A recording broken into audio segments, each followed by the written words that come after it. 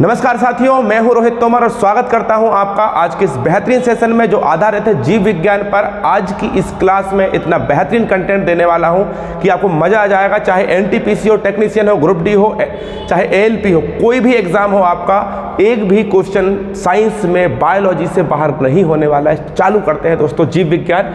चलिए, यह है आपका जीव विज्ञान। और जीव विज्ञान को शुरुआत करने से पहले मैं आपको बता दूं दोस्तों, हिंदी और इंग्लिश दोनों में ही इस सब्जेक्ट को आपको पढ़ना पड़ेगा, भले ही आप हिंदी मीडियम के छात्र हो, क्योंकि कुछ ऐसी बातें होती हैं जो हिंदी में लिखकर इंग्लिश के वर्ड्स दे देते हैं।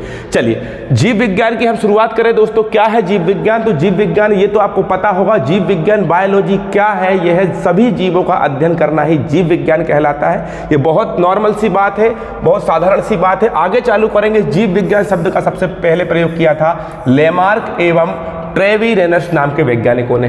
बात ये आती है दोस्तों, आप 2x पे करके देखो, 1x पे करके देखो, कितनी ही स्पीड से देखो, लेकिन आपको याद करना है। और मैं आया हूं आपको याद कराने के लिए ट्रिक्स के माध्यम से। जीव विज्ञान जो है दोस्तों, इसका शब्द का पहला प्रयोग जो हुआ था, ये हुआ था 1802 में। पहली चीज बात करेंगे लेमार्क। लेमार्क एक वैज्ञानिक का नाम है जो संबंधित है एक देश से जिसका नाम है फ्रांस। फ्रांस की राजधानी है पेरिस, जिसे सुंदरियों का शहर कहते हैं। कैसे याद करेंगे दोस्तों?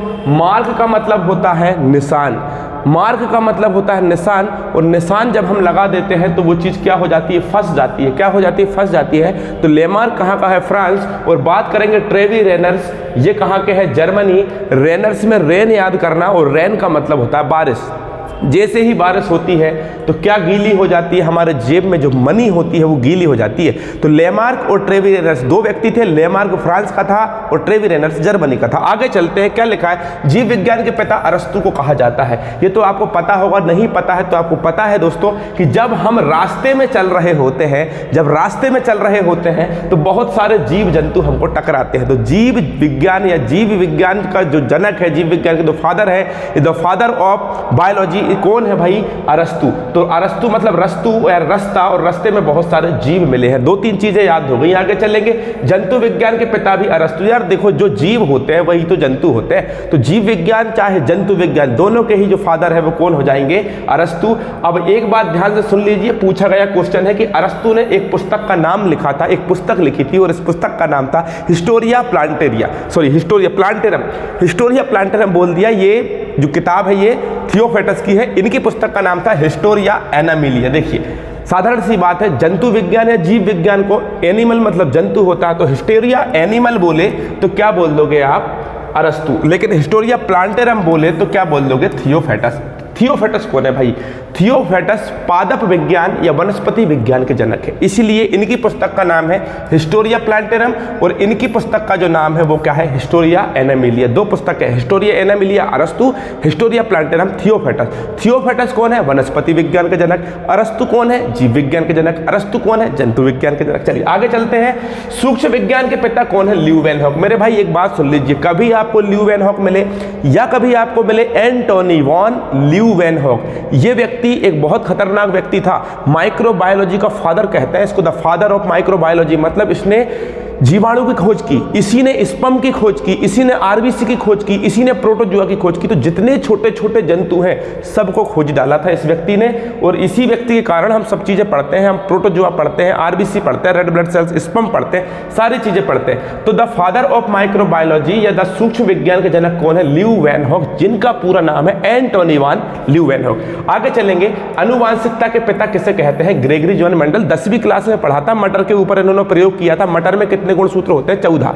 जोड़ी में पूछे तो 7। आगे चलेंगे। अनुवांशिकता के पिता कौन है? Gregory John Mendel. याद रखिएगा। चिकित्सा विज्ञान के जनक कौन है? हिप्पोक्रेटस। कैसे याद करेंगे दोस्तों? याद रखिएगा, चिकित्सा विज्ञान के जो जनक है हिप्पोक्रेटस है। चिकित्सा कराने जाते हैं, बीमारी रोग का इलाज कराने जाते हैं, ऑपरेशन होता है तो काटा पीटी कर देते हैं। ऑपरेशन में तो काटा पीटी काय में कर देते हैं? ऑपरेशन में कौन कर देता है? चिकित्सक कर देता है। चिकित्सा विज्ञान का जनक क्रेटस मतलब हिप्पोक्रेटस। और जितने भी लोग डॉक्टर बनते हैं ना, उनको इन्हीं के नाम पर शपथ दिलाई जाती है। ध्यान रखिएगा दोस्तों। आगे हम बात करेंगे। चलिए, ये तो हो गया हमारा कंटेंट। अब एक बहुत प्यारी सी चीज मैं आपको बता दूं, आपको बिल्कुल डायग्राम के माध्यम से सारी चीजें पढ़ाने वाला हूं। देखिए, आपको पता है कि जो परमाणु होता है वो दुनिया का सबसे छोटा कण होता है। तो दुनिया का सबसे छोटा कण, दुनिया का सबसे सूक्ष्मतम कण जो होता है वो परमाणु होता है, जिसे हम क्या बोलते हैं? एटम। और आपको पता है आपको पता है कि जो एटम होता है, जो परमाणु होता है, इस परमाणु में 3 चीज होती है, एक इलेक्ट्रॉन, एक प्रोटॉन और एक न्यूट्रॉन। ये भी आपको पता है, इलेक्ट्रॉन, प्रोटॉन, न्यूट्रॉन। इलेक्ट्रॉन के खोजकर्ता जे थॉमसन, प्रोटॉन के खोजकर्ता गोल्डस्टीन, न्यूट्रॉन के खोजकर्ता चैडविक। अब आप बोलेंगे प्रोटॉन के खोजकर्ता रदरफोर्ड है, गलत है। प्रोटॉन के खोजकर्ता जो है वो गोल्डस्टीन है, रदरफोर्ड ने प्रोटॉन का नाम दिया था। केमिस्ट्री का टॉपिक है, आगे चलेंगे। एटम जो है, एटम के अंदर 3 चीज होती है, इलेक्ट्रॉन, प्रोटॉन, न्यूट्रॉन। अब आपको पता है इलेक्ट्रॉन से मिलकर क्या बनता है, मॉलिक्यूल्स, जिसे हम क्या बोलते हैं, अणु। क्या बोल रहा हूं मैं, इलेक्ट्रॉन बोल रहा हूं। परमाणु से मिलकर क्या बनता है, अणु। एटम्स से मिलकर बनता है मॉलिक्यूल्स। परमाणु से मिलकर बनता है अणु।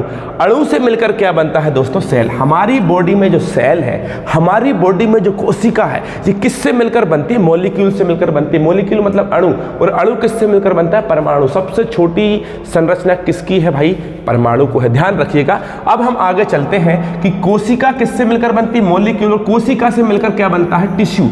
टिश्यू को मतलब होता है ऊतक। हिस्टोलॉजी किससे संबंधित है, ऊतक से संबंधित है। तो ऊतक किससे मिलकर बनता है, सेल। जब बहुत सारी सेल मिलती है, बहुत सारी कोशिका मिलती है, तो क्या बनता है दोस्तों, ऊतक बनता है। और ढेर सारे जब ऊतक मिलते हैं तो क्या बन जाता है, ऑर्गन। ऑर्गन को हम क्या बोलते हैं, अंग बोलते हैं। तो अंग किससे मिलकर बनते हैं, ऊतक। ऊतक किससे मिलकर बनते हैं, सेल। सेल किससे मिलकर बनते हैं, मॉलिक्यूल। मॉलिक्यूल किससे मिलकर बनते हैं भाई, परमाणु। याद करना है, वीडियो देखकर भागना नहीं है। आगे चलेंगे कि भाई जब बहुत सारे ऑर्गन मिलते हैं तो क्या बन जाता है, बॉडी। बहुत सारे अंग मिलेंगे, बहुत सारे अंग मिल जाएंगे तो बॉडी सिस्टम, जिसे हम अंग तंत्र कहते हैं। ये देखिए आप, ये अंग तंत्र बन जाता है, मतलब ढांचा।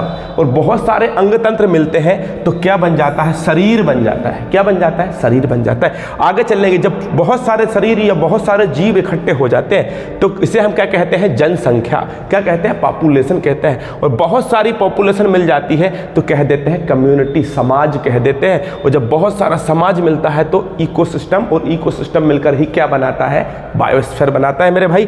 आगे चलेंगे, बातें आपको समझ में आ गई होंगी। चलिए अब चलते हैं आगे। बेहतरीन कंटेंट है, बेहतरीन एक ऐसी चीजें पढ़ा रहा हूं दोस्तों, यहां से एक क्वेश्चन अलग नहीं जा सकता, और ऐसा कंटेंट आपको शायद ही कहीं मिल पाएगा।